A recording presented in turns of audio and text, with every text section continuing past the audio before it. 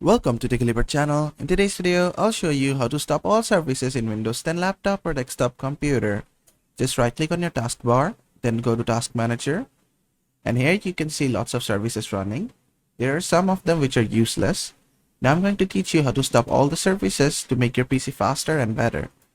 Just go to your desktop, right click on your desktop, click on New, then click on Text Document.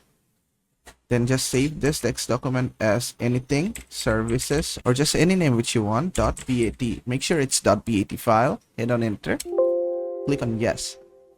Then right click on the file, click on edit, then just paste this from the description below. Just paste this code, then just save this.